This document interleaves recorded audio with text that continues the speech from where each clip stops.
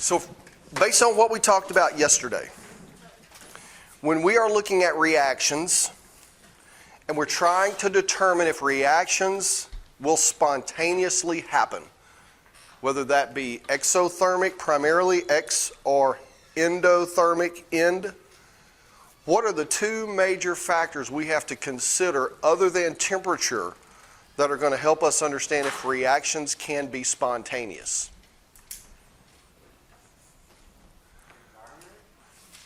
Let's get a little more specific. Things we talked about that molecules are subjected to. Entropy is one. And entropy, entropy, just give me a one-word sort of definition of entropy. Randomness, disorder. Okay, so entropy, and what's the other one? Enthalpy. Heat and disorder. Energy and disorder. Those are the real two big considerations. And when you think of adding in our free energy equation temperature or increasing temperature, heat is a form of what? Heat is a form of energy, all right? And so as you increase the temperature, you're increasingly inputting more energy. So that's how that affects our equation of disorder and enthalpy. Now, the other thing that's going to affect our reactions are going to be our reactants versus our products. And to help us get a better idea of how these components are going to affect our reactions, we look at equilibrium, and we're going to have what's considered an equilibrium constant. So in this very simple illustration, we can see that when our equilibrium constant is 1, that means we have the same concentration of products over the same concentration of reactants.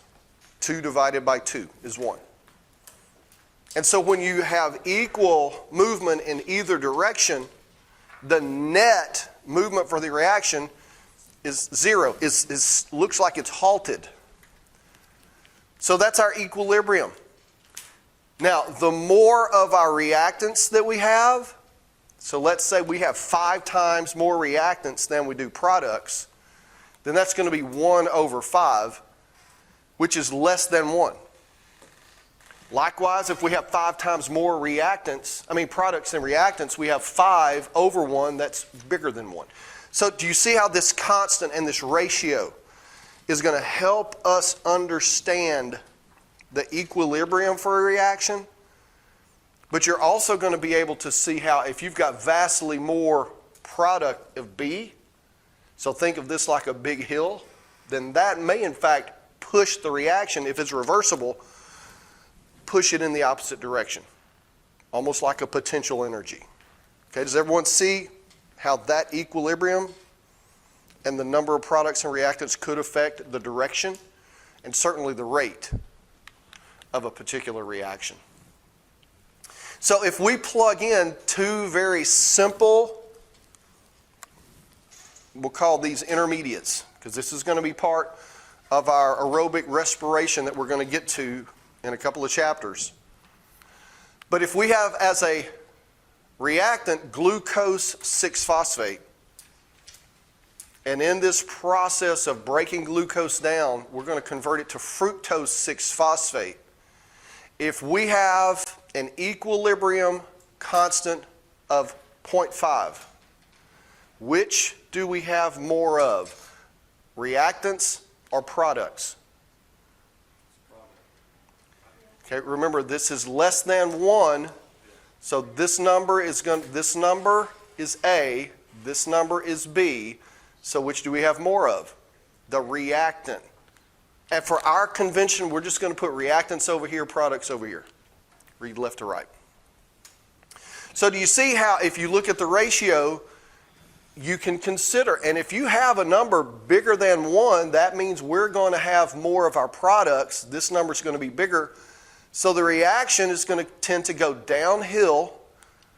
There's that idea of a gradient. Downhill, and it's going to move to the left. If our ratio is less than 1, now our hill is going to be on the side of reactants.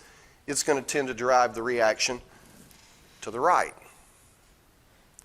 So again, disorder, heat, energy, and the concentration of reactants versus products, as well as temperature, all affects our ability to spontaneously produce a reaction and for that reaction to occur.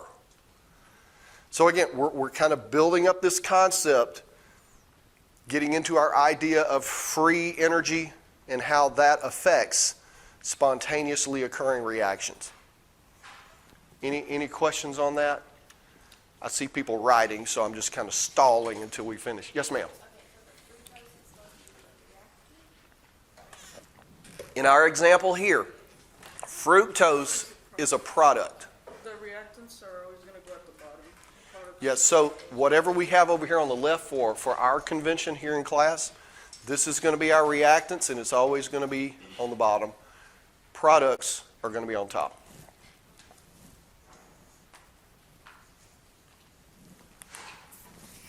Here's a different way that you can look at this. Again, these are not necessarily going to appear in your PowerPoints. I added these sort of at the last minute. But when we look and we find a constant of less than 1, in this particular case, we're going to see that the reaction is product favored. Okay? Oh wait, let's look over here. Sorry. There's a less than 1, that's greater than 1. So here we have less than 1. So we are favoring our reactants.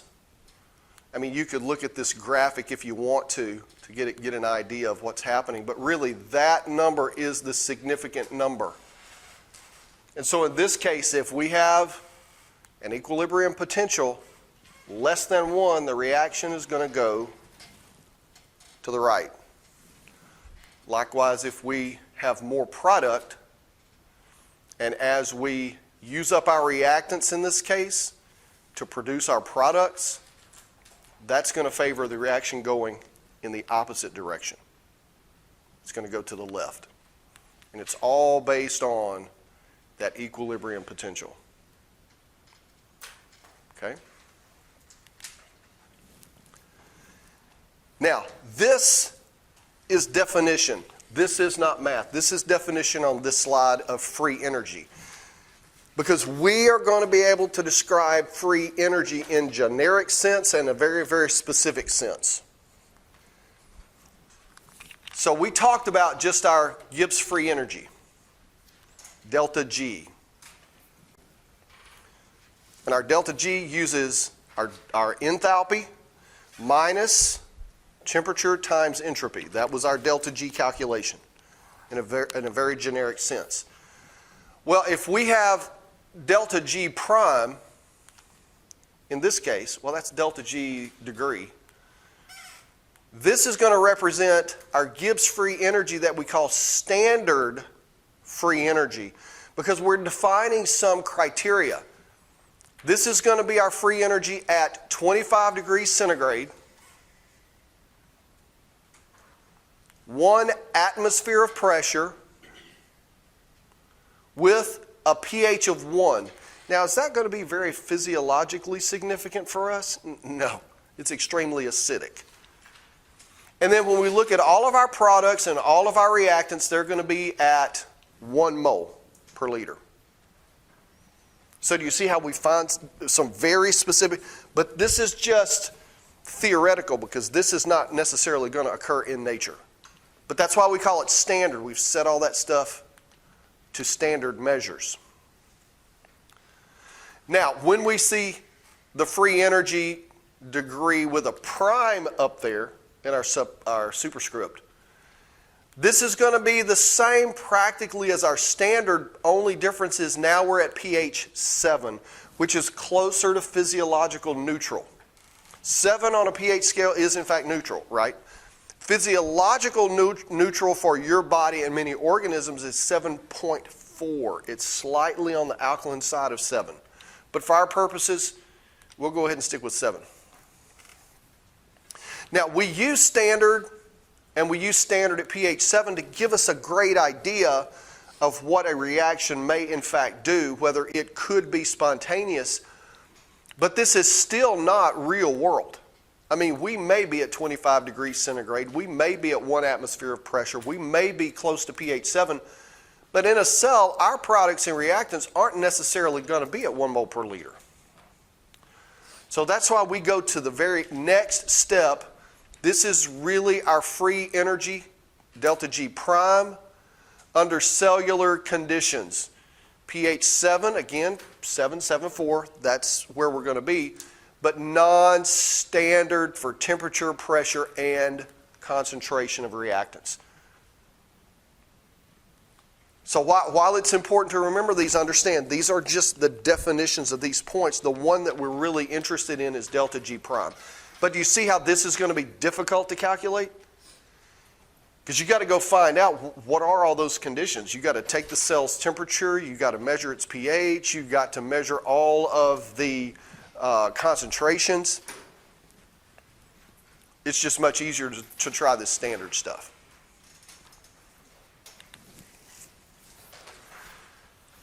Now we're going to summarize this at the end, but this table is here to help you. And really, again, we're going to focus more on our delta G prime. Don't try to write this down. But our delta G is either going to be negative, positive, or it's going to be 0. Based on what we had been talking about so far, with enthalpy, with our equilibrium for products and reactants, what can you go ahead and guess about a reaction that has a delta G prime of 0? What can you already go ahead and guess maybe? Equilibrium, exactly right. So that's why we've sort of built this up. You already know, without going through and calculating all this, delta G prime of 0 means we're at equilibrium. And this negative and positive, I'll go ahead and clue you in, it's going to mean practically the same thing as what we've already been doing with our enthalpy, negative and positive. So hang on to those terms as we work through what we're going to be doing.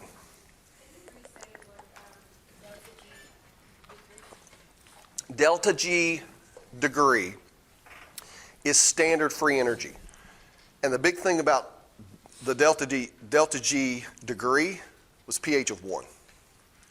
Everything else, 1 atmosphere, 25 degrees centigrade, 1 mole per liter of reactants and products. No. pH was 1. Well, 1 mole per liter, I mean, that's 1. 1 atmosphere of pressure. 25 degrees centigrade is the only one that's different. But that, hey, that's great. The degree is all 1 except the 25 temperature. Delta G degree prime, that's where everything is still the same, but you change what? The pH. pH goes up to 7. Right. And then the delta G prime, that's a wild card. I mean, it's cellular conditions. So just a reminder, there's our delta G, enthalpy, temperature, entropy. Remember, we also did delta G, the free energy of our products and the free energy of our reactants, to help us understand the equation. Okay, don't start to stress, don't start to panic. We're going to walk through the derivation of delta G for reactions. But again, what did I say was important? Not working the math, but what? Interpreting the results. So, but this hopefully will give you an understanding. So if we want to know the Gibbs free energy prime, so what does this mean? Prime, cellular conditions. If we want to get a guesstimate of our true free energy of a cell, then we're going to use the delta G degree prime, everything standard pH 7, and we're going to add that to our gas constant. There's our temperature again in kelvins. And then we're going to do the inverse log of our products over our reactants, the concentrations of each. And when we work this equation, we're going to use our standard measure, delta G naught prime is going to be R, gas constant, temperature in kelvins, inverse log of our equilibrium constant. We're just going to walk through this example. You don't even necessarily need to be writing all this stuff down. I mean, you can. I'm not going to tell you not to. But this is simply how we end up with these numbers. Because it seems like we're getting really far away from enthalpy and entropy, but we're really not. We're really not. We're changing them into other sort of factorials. So you remember our glucose and fructose we did just a few minutes ago? Again, this is part of the metabolism of glucose. For our example here, we're going to work with our delta degree prime. I think some people call this naught prime.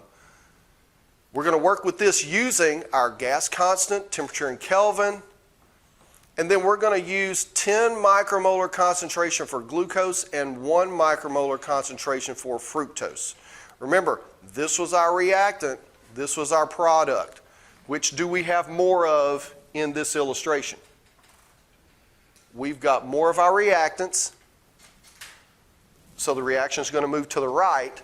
If we have more reactants, what would you predict our equilibrium ratio will look like? Larger or smaller than 1? Smaller. Remember, our reactants are going to go on the bottom. It kind of makes sense to put the reactants first and on top, but they flipped it. Okay, so that's the thing to keep in mind.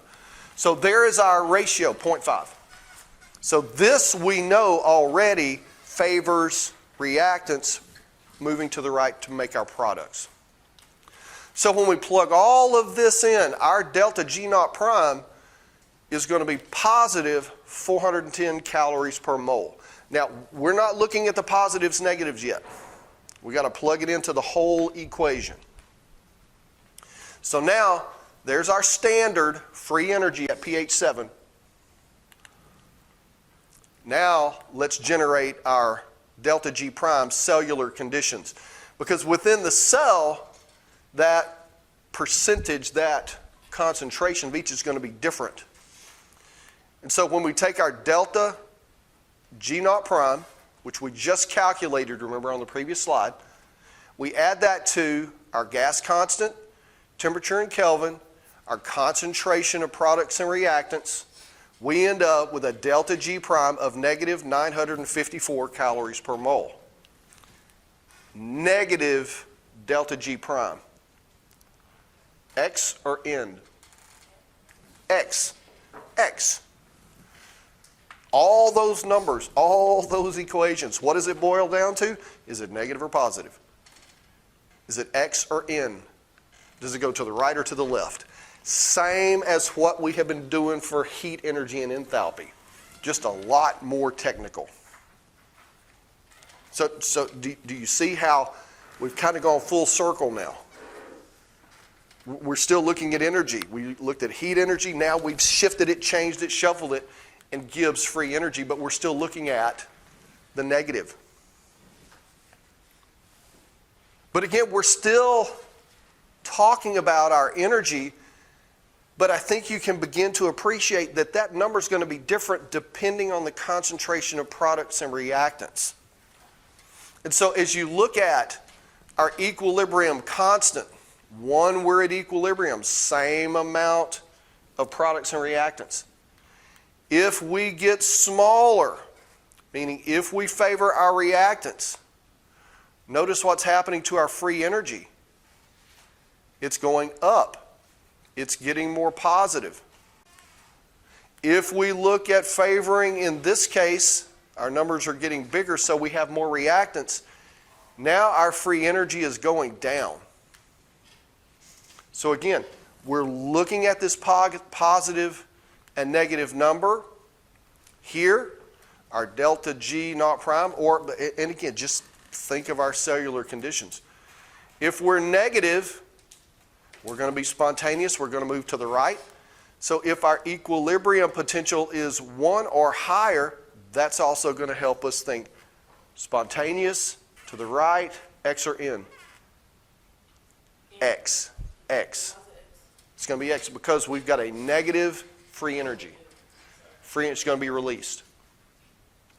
And again, I much prefer to look at delta G even over the equilibrium constant. But hopefully you can appreciate the relationship between the two.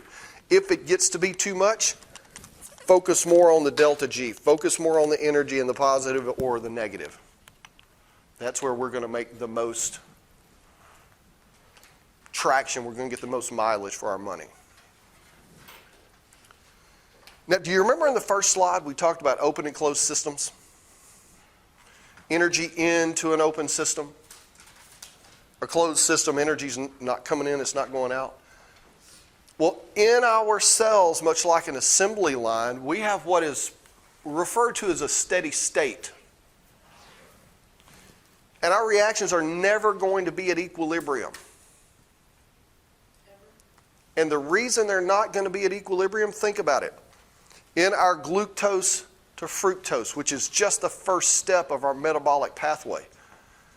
Because what's the end result? We're going to bring glucose into our mitochondria eventually. What's the end result of the whole process? That glucose and those 6 carbons are going to get converted into what? We're going to use the bonding energy to make AT, but where are the carbons going to go? Glucose is going to be converted into 6 molecules that we exhale, CO2, right? So glucose to fructose is only one step. And so if we look at the equilibrium between glucose and fructose, are we ever going to be at equilibrium? No. For one reason, we like to eat, so we're continually bringing in more glucose. But what happens to the fructose?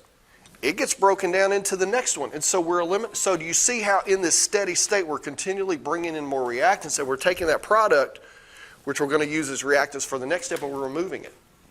It's like an assembly line doesn't clog up because you have all this product stacking up at the end. No, you're taking that product and shipping it out somewhere.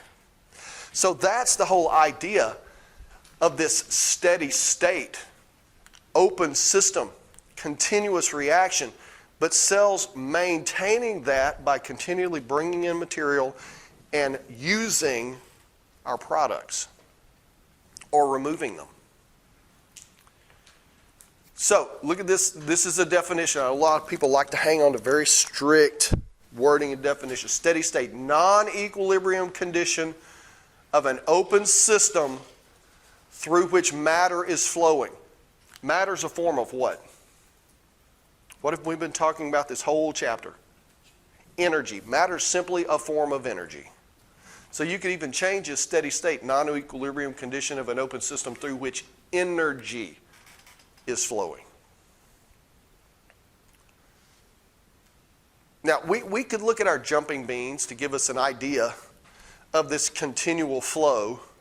And I think your textbook even does that to a degree, the jumping beans and producing electricity for a light bulb. I like to look at systems that we can kind of make a little bit of sense out of. This is a solar panel. Has anyone ever seen a solar hot water heater? Man, those things can save you a ton of money if you ever get one. When I grow up, I hope to have one. But with a solar hot water heater, you are bringing cool water, low energy, into a solar panel, and that gets warmed. Heat is added. Heat is a form of what? Energy. You bring that energized warm water into your home, you bring it into a tank that's going to store it, it's going to keep the heat in until you send it out to your shower. And you release the heat. If you've ever had to take a cold shower first thing in the morning, you are glad you've got hot water.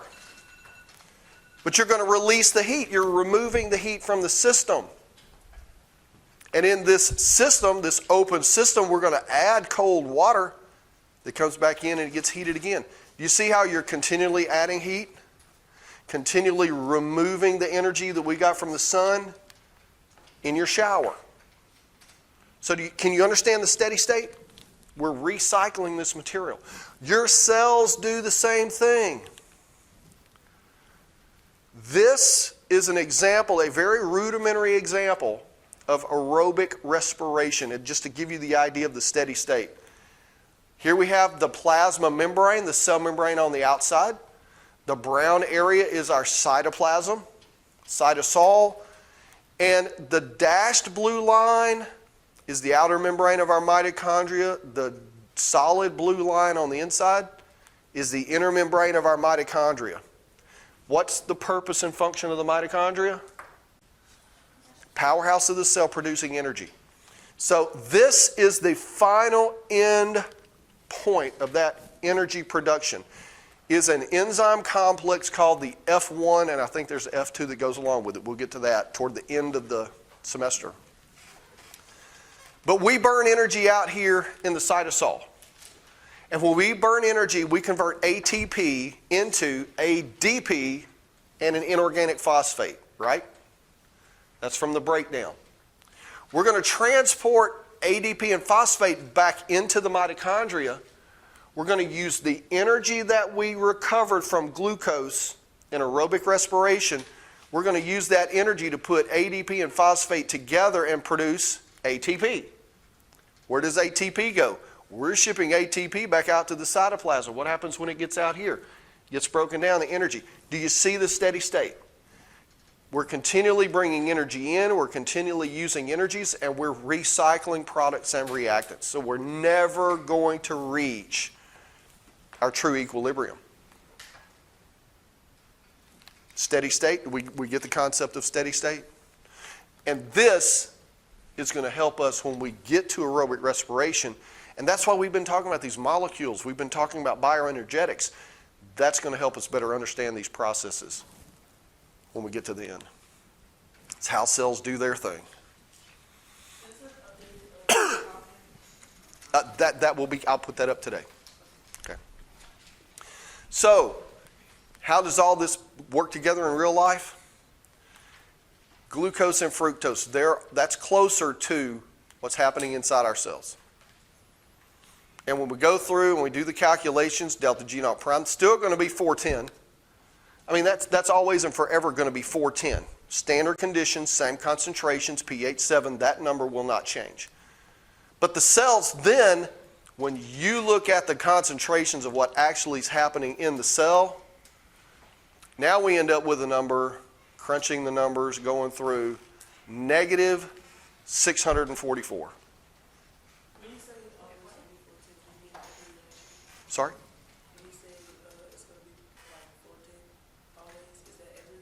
Well, when you look at the calculation for our delta G prime, the first factor in that formula is delta G naught prime. That's standard. 1 mole, 25 degrees centigrade, 1 atmosphere of pressure, pH 7. That can't change. That's just standard. So for this formula, that's always going to be the same. But for our regular calculation with products and reactants, the cell can change both of those. And when we look and approximate much more closely the concentration of products and reactants, glucose versus fructose, we get more in this neighborhood. 83 micromolar for glucose, 14 micromolar for fructose.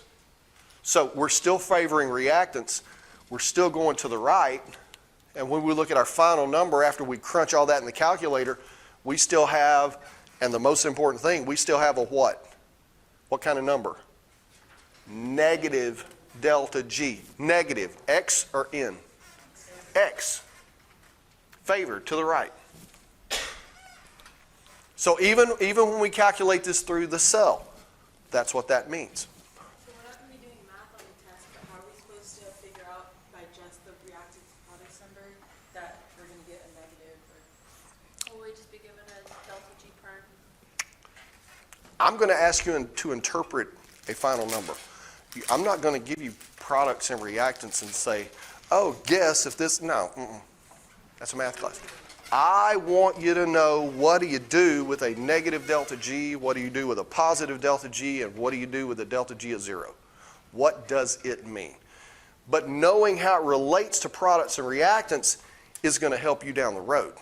Does that make sense? Yeah, but you better understand what this means, because if you get to advanced cell biology or maybe even advanced molecular biology, you're going to have to do the math. You're going to be forced, but that's why they call it advanced. Even in chemistry, class. Chemistry, you have to calculate them? Yeah.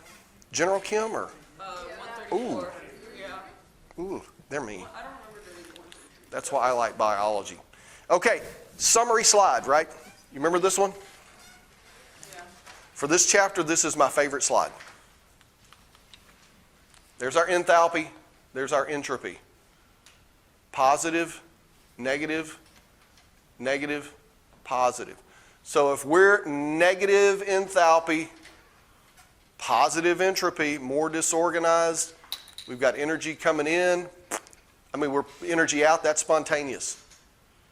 Here, we've got to put energy in if this reaction is going to happen. Spontaneous at high temps, spontaneous at low temps. If you haven't figured it out, you probably need to commit that little thing to memory. That will serve you well all through chemistry or cell bio or molecular bio, probably even biochem at some point. But now that we've gone through delta G, let's change it. Here you see our products versus our reactants versus products, just like we did before. So let's make that negative delta G now. See, it's still green? What does my arrow here mean? We're going to the right. Spontaneous to the right. Positive delta G, you put enough energy in, not spontaneous, but you had enough energy. Which way are we going to go? We're going to go to the left. And we're going to see that there is the breakdown of glucose to fructose. That would be this delta G. But if we have an abundance of energy, abundance of ATP, we can actually go in the opposite direction, fructose to glucose, but we got to put energy in. Now, this is still going to be the same. Spontaneous at high temps. This is still going to be the same. Spontaneous at low temps. What does this mean? Say it. Equilibrium. Delta G is 0. Equilibrium. Negative delta G to the right. Negative delta G to the left. So, for Gibbs free energy, if you know this, you can go a long way. But you still can't forget what is enthalpy. What is entropy? What are those different delta G versus delta G naught versus delta G naught prime versus delta G prime? You've got to know those characteristics and those criteria for those factors.